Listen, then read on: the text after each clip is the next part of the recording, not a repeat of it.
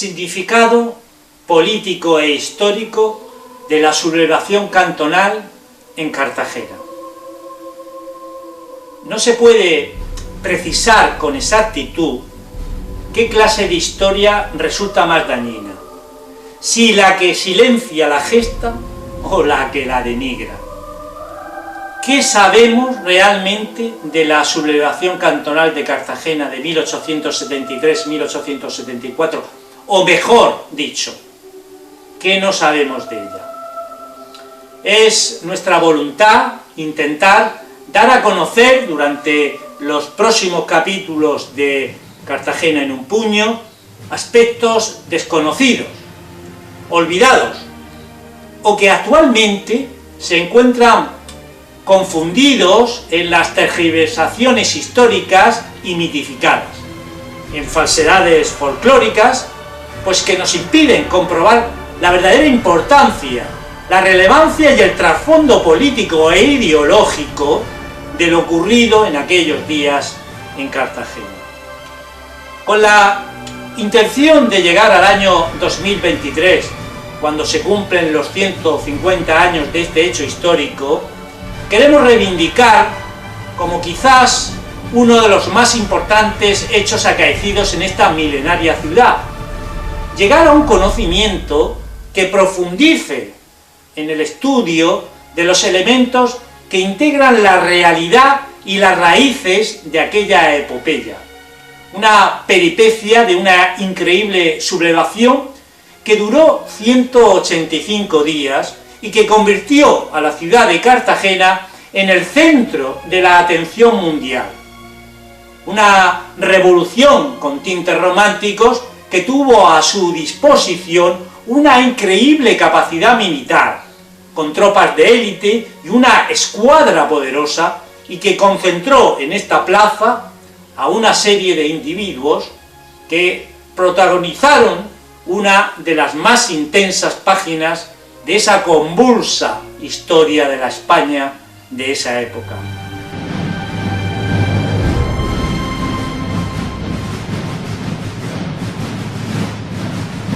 Si la gesta del cantón cartagenero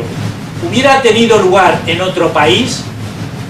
sus historiadores habrían dado con todos los argumentos necesarios para reivindicarla. Incluso se habían escrito centenares de libros, piezas teatrales, óperas y hasta películas al más estilo de Hollywood. Sí,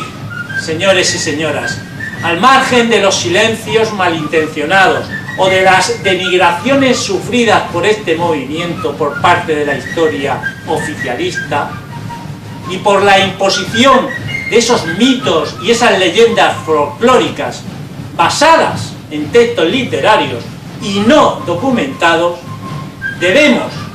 intentar llegar a ver algo más real, osado y consciente, como fue la resistencia y la oposición, al final totalmente sola, de una ciudad, Cartagena, al poder central de la Primera República Española. Algo que sin duda merece derecho y que merece también que entre con todos los honores que esta hazaña revolucionaria merece.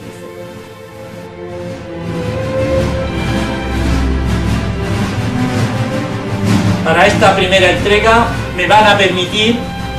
que les hable, pues eso, del significado político e histórico de la sublevación cantonal de Cartagena. Pero antes, unas breves nociones sobre dónde nos encontramos y qué es lo que está pasando. Todo comenzó un 12 de julio de 1873, cuando es izada una bandera roja en el castillo de Galeras y posteriormente en el balcón del Ayuntamiento de Cartagena por parte de Manuel Cárceles, pues para señalar el inicio político de lo que era la sublevación cantonal y la proclamación de la Junta Revolucionaria Municipal de Salvación Pública de Cartagena, en ese marco de la insurrección federalista acaecida durante la Primera República Española. No olvidéis, por fin, que Cartagena conservará e hiesta en sus impenetrables muros la bandera de la Revolución Cantonal Española y que su nombre pasará incólume a los fastos de la historia como el más rico blasón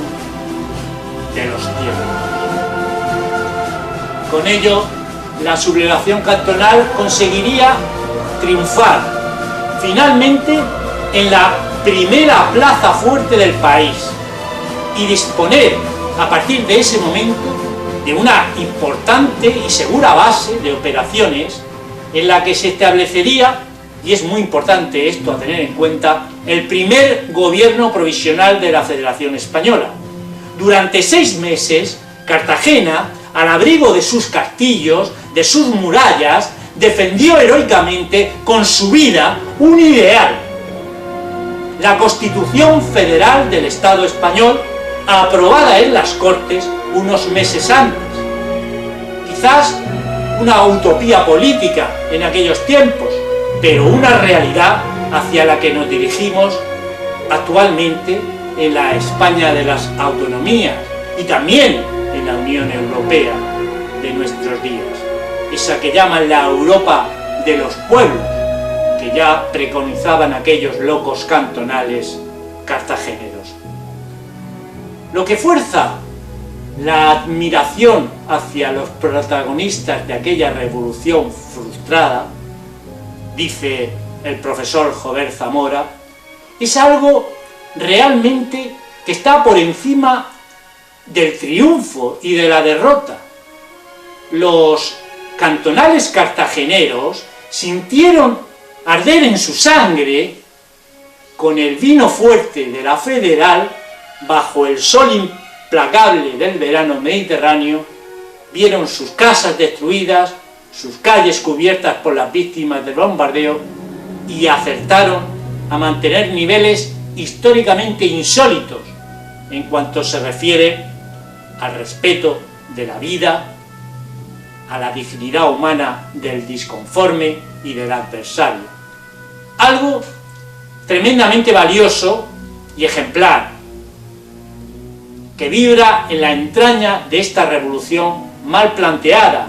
quizás inoportuna, fracasada, algo minúsculo si se quiere, pero precioso para incorporarlo a una tradición nacional. Sin embargo, desde entonces se ha querido borrar de nuestra historia aquel episodio. Se ha pretendido ocultarlo de manera vergonzante. Quizá fuimos los cartageneros, los conejillos de indias de un experimento peligroso en manos de unos gobernantes alocados. Quizá, como decía Mr. Wick, tenemos en los ojos la sombra de una aventura fracasada, pero no olvidemos que murieron muchos cartageneros y que no hay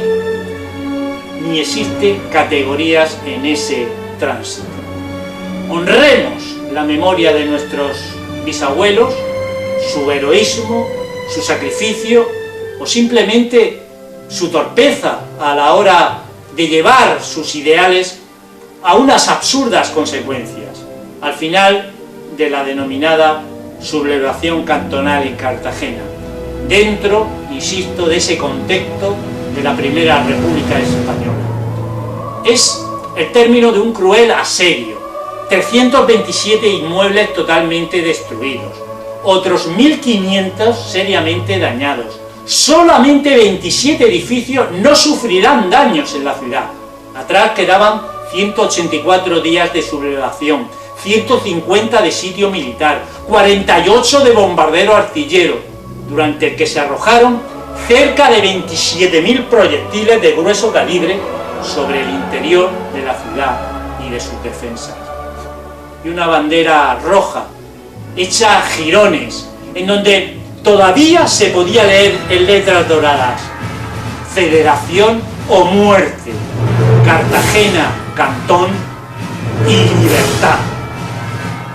Este fue el resultado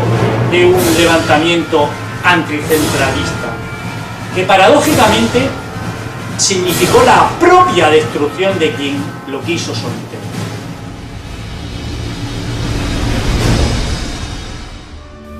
Me van a permitir subrayar que, declarado el cantón y sublevada la plaza fuerte de Cartagena, y con el propósito, que no era otro, de dar unidad y cohesión a ese alzamiento, los diputados constituyentes que se hallaban en Cartagena y la Junta de Salud Pública de esta ciudad y los representantes de la de Madrid, pues acordaron la formación de un organismo interino que asumiera los poderes superiores de lo que iba a ser la Federación Española, constituyéndose en Cartagena el primer gobierno provisional de la Primera República Federal Española. Algo que ha pasado desapercibido, pero que tiene una gran importancia si queremos comprender el significado político que tuvo este levantamiento en Cartagena, porque fue aquí, y no en otras de las ciudades declaradas como cantones, como podía ser Sevilla, Málaga, Valencia, por citar algunas, en donde se establece el gobierno provisional que es de España. Y lo hacen por ese desencanto de la masa federal, que tomó nuevamente conciencia pues de la necesidad de alcanzar todas esas promesas que se habían incluido en el programa federal, y se trataba, mediante el camino en ese momento de la lucha armada y de la revolución, pues conseguir de una manera definitiva la proclamación de la República Federal, pues desde la propia legalidad del régimen republicano. Estos estaban enmarcados en la corriente que se denominaba intransigente, y lo hicieron sabedores de que si fracasaban en su intento, no tendrían más destino que el paredón de fusilamiento, la prisión o el lejano y duro exilio y destierro, como así ocurriría en la mayoría de los casos. Son estas razones y no otras las que deberíamos valorar en su justa medida a la hora de comprender por qué un grupo de personas se sublevaron en nuestra ciudad en 1873. ¡Basta ya de falsas interpretaciones independentistas, regionalistas o localistas! Porque aquí no se está prejuzgando un desvarío de individuos progresistas, ni de unos vacunistas en acción, como dijeron Marx y Engels. Los cantonales de Cartagena no fueron ni unos piratas, ni unos bandidos, tampoco fueron unos comunistas, ni tan siquiera fueron socialistas, y mucho menos provincialistas antimurcianos. Y lo que fueron verdaderamente,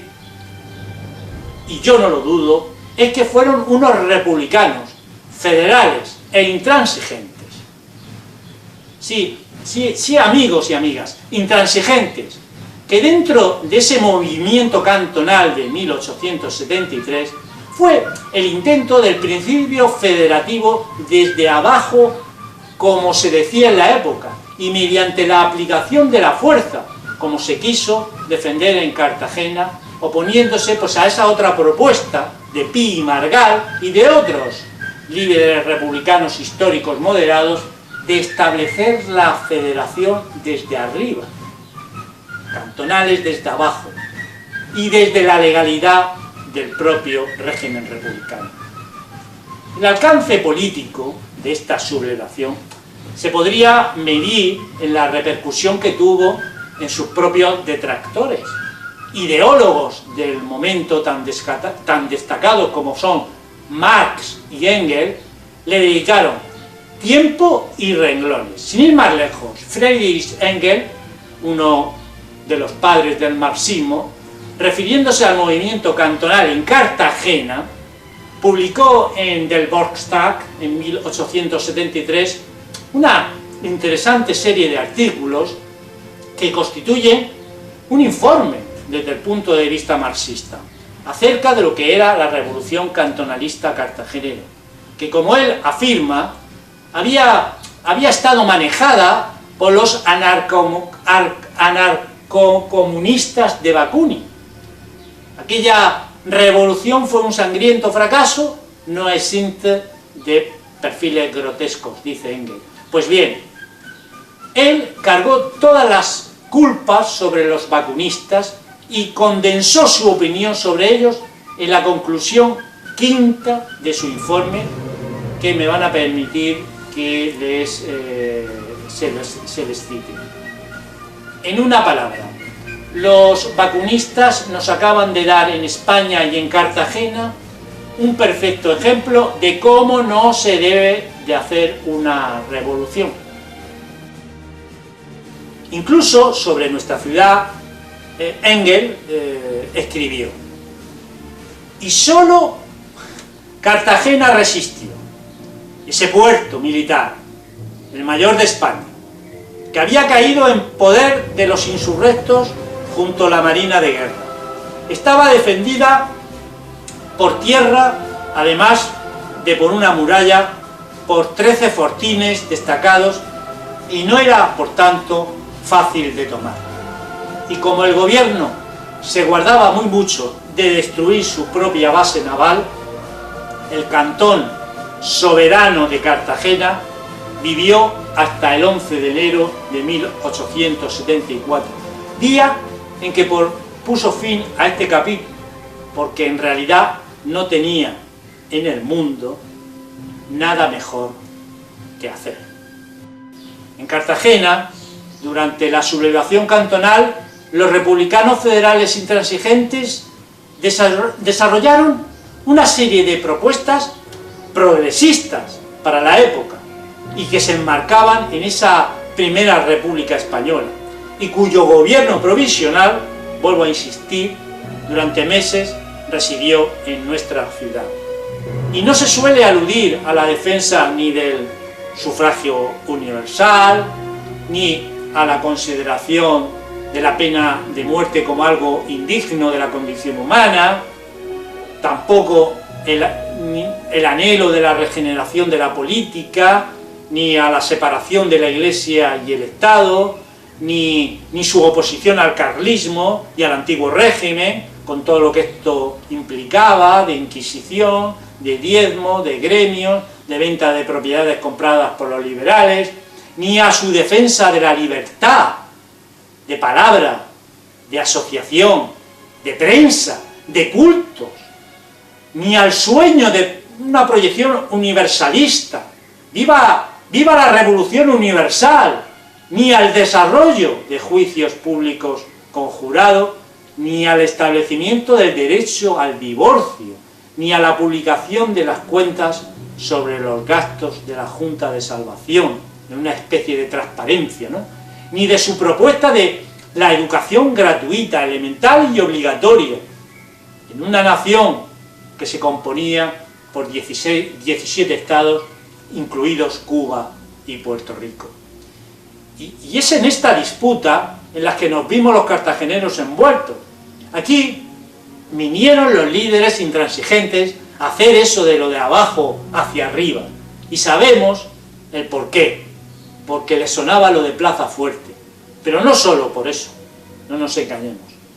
La ciudad de Cartagena, por su particular evolución socioeconómica y su carácter, pues ese carácter comercial, portuario y militar, fue un lugar clave en el desarrollo de la primera experiencia realmente democrática de la historia de España. Esto es importante tenerlo en cuenta para nuestra ciudad. Cartagena se convierte en la segunda mitad del siglo XIX en una ciudad dinámica, cosmopolita, gracias fundamentalmente a la explotación intensiva de esos recursos mineros y a la modernización del arsenal. Sin duda, la sublevación cantonal constituyó la versión española de las revoluciones europeas de 1848. y la culminación del proceso social español que había sucedido durante el sexenio democrático iniciado con la gloriosa de 1868. Finalmente, resaltar que el resultado de la sublevación cantonal a nivel general no pudo ser más decepcionante ni perjudicial para el régimen republicano y para el propio federalismo. Los únicos beneficiados serían finalmente los partidos y grupos de la oposición al régimen republicano, quienes aprovecharían el enfrentamiento entre los dos sectores del republicanismo, benévolos e intransigentes, y el ambiente generalizado de insurgencia y de desorden y de desgobierno casi continuo, pues para anular políticamente a ese federalismo social y con él a la propia Constitución de la República Federal. Resaltar el desgaste y la impotencia del nuevo régimen y finalmente preparar el ambiente propicio para el golpe de Estado del general Pavía, que traería inicialmente la dictadura militar dentro del ya agonizante régimen republicano y posteriormente para ese pronunciamiento en Sagunto del general Martínez Campo, que finalmente liquidaría la República y posibilitaría la restauración monárquica de los Borbones, en la figura del joven monarca Alfonso XII. Para Cartagena, ya lo sabemos, un auténtico desastre, pero como dijo uno de los líderes cantonales, Cartagena tiene que ser como la roca de los mares, que ni se rompe, ni se rinde, ni tiembla. En próximos capítulos de Cartagena en un puño abordaremos otros aspectos de esta increíble página de nuestra historia, a mi juicio la más destacada de su vasta existencia, y allí les espero ver a todos. Y no olviden que si ha sido de su agrado este vídeo, suscríbanse a este canal y darles a me gusta. Y les dejo con un himno, una canción a la libertad